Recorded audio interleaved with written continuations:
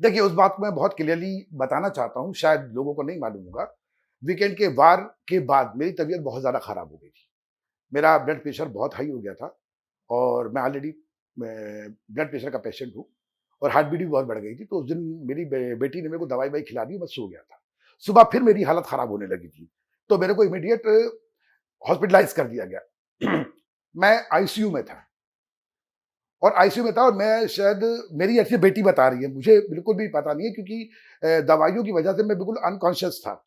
मुझे समझ में नहीं आ रहा था क्या हो रहा, तो वो बेटी बता रही थी कि आप बार-बार सुम्बुल, सुम्बुल बोल रहे थे। तो देन उसने मैनेजर से बात करी कि किसी भी तरह से सुम्बुल को बुला लो, ताकि पापा उससे एक बार मिल लें, पापा ठीक हो जाएँगे। अब उनके बीच में क्या बात हुई मुझे कुछ भी नहीं पता। उसके बाद वो पूरे 24 घंटे होने के बाद मैं हॉस्पिटल में एडमिट रहा और लगभग नींद बेहोशी की हालत में था। आधा बोल रहा था, आधा नहीं बोल पा रहा था। उसके बाद अचानक सानिया ऐसा बता रही है मुझे, मेरी बेटी, कि उसने लाके मोबाइल दिया कि आप अप्पी से बात करो और मैंने उससे बात करी। उसके बाद फिर मैं हॉस्पिटल में रहा, मुझे कुछ भी नहीं पता।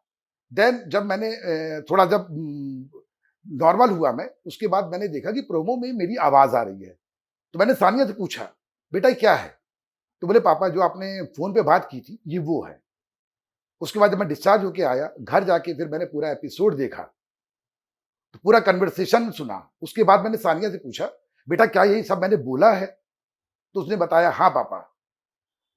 फिर मुझे खुद बहुत अजीब लगा, स्पेशली 2 शब्दों के लिए। एक जो पर्टिकुलर शब्द पे बहुत हाय तौबा मची हुई है कि मुँह पे लात मार देना और एक औकात। तो मैं एक बात तो कहूँगा कि बेटियाँ सबकी साझी होती हैं और मैं किसी बेटी के लिए इस तरह के शब्द सामान्य अवस्था में या नॉर्मल अवस्था में तो नहीं बोल सकता। और यदि आपको विश्वास ना हो तो आपने ध्यान दिया होगा, इससे पहले भी मैं 2 बार बिग बॉस में आया हूँ और दोनों बार मेरी आवाज़ आप तक पहुँची है। पर इस बार मेरी आवाज़ के साथ सबटाइटल चल रहा था। क्यों? क्योंकि आवाज़ मेरी क्लियर नहीं आ रही थी। उन्होंने लिख-लिख के बताया है कि मैं क्या बोल रहा हूँ। शायद आपको समझ में आ गया होगा कि मैं उस वक़्त किस हालत में था और इन 2 पर्टिकुलर शब्दों के लिए मैं नेशनल टीवी पे या आपके सामने मैं उन 2 शब्दों के लिए क्षमा माँगता हूँ। क्योंकि मैं हमेशा वुमेन एम्पावरमेंट की बात करता हूँ, लड़कियों की बात करता हूँ, मेरी कविताओं में भी सब्जेक्ट लड़कियाँ ही होती हैं, तो मैं किसी लड़की के बारे में जानबूझ के ऐसे शब्द तो नहीं बोल सकता।